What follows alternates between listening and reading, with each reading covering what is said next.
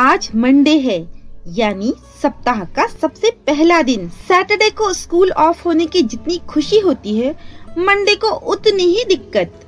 तो लव्या के लिए तो आज बहुत ही मुश्किल दिन था, क्योंकि आज मंडे था और उसे स्कूल जाना था। अरे लव्या, तो बेटा स्कूल की तैयारी हो गई? आज क्या स्पेशल होने वाला है स्कूल में? बताओ बताओ। अरे तुम इतनी उदास क्यों हो? पापा, मैं चुलबुल की वजह से बहुत उदास हूँ। मेरी फ्रेंड है ना, आप जानते हो ना, वो मुझे कितना परेशान करती है। अरे बेटा लव्या, इसमें उदास होने की क्या जरूरत है? अगर चुलबुल तुम्हें पसंद नहीं है तो उससे दूर रहो।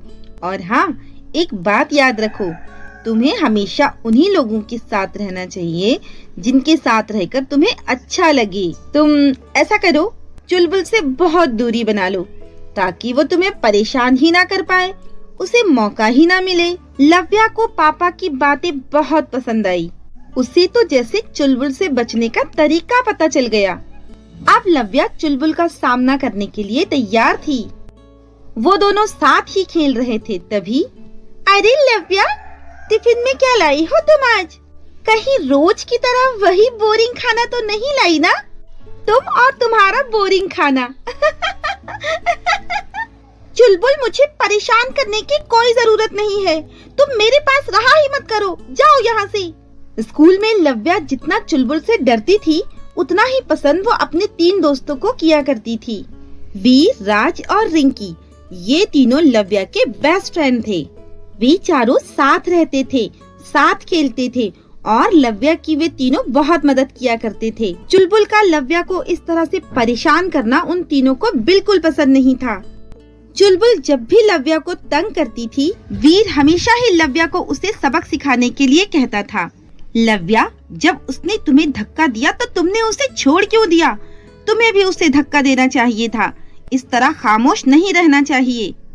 पापा ने ही सिखाया था मुझे कि चुलबुल पर ध्यान देने की कोई जरूरत नहीं है। अच्छा, तो आज ऐसा करते हैं, टीचर से उसकी शिकायत करते हैं, तब समझ में आएगी उसे। अरे छोड़ो ना, चलो घर चलते हैं, छुट्टी हो गई है। लव्या स्कूल सिर्फ 2 वजह से ही जाती थी, जिसमें से पहली वजह ये थी कि वो अपने दोस्तों को बहुत पसंद करती थी, तो उनसे मिलना, उनके साथ गपशप, उनके साथ खेल और थोड़ी सी पढ़ाई। और दूसरी वजह, मम्मी का दिया हुआ टेस्टी लंच। सीमा मैम की म्यूजिक क्लास के बाद सब बहुत भूखे होते और मिलजुल कर खाना खाते। ओह बेचारी लव्या का टिफिन, वो तो गिर गया। अब क्या लव्या ये गिरा हुआ खाना खाएगी? चुलबुल किसी ना किसी तरह से लव्या को परेशान करती ही रहती थी। वो उसे परेशान करने और उसका मजाक उड़ाने का कोई भी मौका नहीं छोड़ती थी। रुक जा चुलबुल की बच्ची, मैं तुझे अभी सबक सिखाती हूँ। अरे छोड़ो ना रिंकी, जाने दो उसे, मत परेशान हो। लेकिन लव्या, ये तुम्हें हमेशा ही परेशान करती है और तुम हमेशा ही चुप रह जाती हो।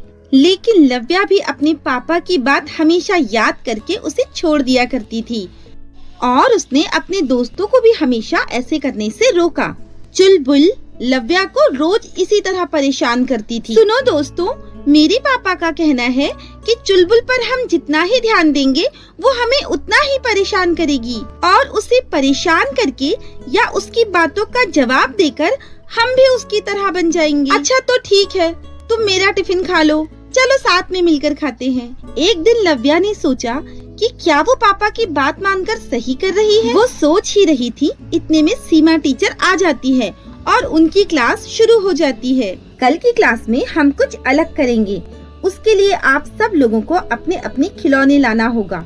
और हाँ, अगर कोई छोटा पौधा लाना चाहे तो वो भी ला सकता है। लव्या घर जाते समय सोच ही रही थी कि आज वो अपने पापा से सब कुछ साफ साफ कह देगी कि अब वो चुलबुल का ये व्यवहार बर्दाश्त नहीं करेगी। बेटा, ये चोट कैसे लगी तुम्हें? चुलबुल की वजह से पापा।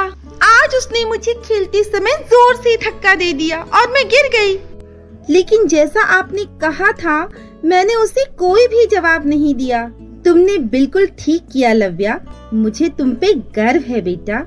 तुम्हें उसकी तरह थोड़ी बनना है। दूसरे दिन सभी बच्चे अपने अपने खिलौने लेकर स्कूल पहुंच जाते हैं। चुलबुल अपनी बिल्ली को लेकर आई थी क्लास में। चुलबुल की बिल्ली लव्या की तरफ बढ़ती है। लव्या उसे अपनी तरफ आता देख डर जाती है। तभी वीर चिल्ला उठा और उसके चिल्लाने से बिल्ली भागकर पेड़ पर चढ़ गई। कोई मेरी बिल्ली की मदद करो प्लीज, उसे नीचे उतारो। मेरे पास एक आइडिया है। लव्या दौड़कर सीमा टीचर के पास जाकर बोली, टीचर मुझे स्कूल के किचन से थोड़ा सा दूध मिल सकता है क्या? लव्या ने सीमा टीचर को सारी बात बताई और दूध लेकर पेड़ के पास वापस पहुंची। पेड़ के नीचे दूध रखते ही बिल्ली नीचे उतर गई। थैंक यू लव्या, मैंने हमेशा ही तुम्हें परेशान किया, मुझे ऐसा नहीं करना चाहिए था, मुझे माफ कर दो। और इस तरह उन दोनों की दोस्ती हो जाती है।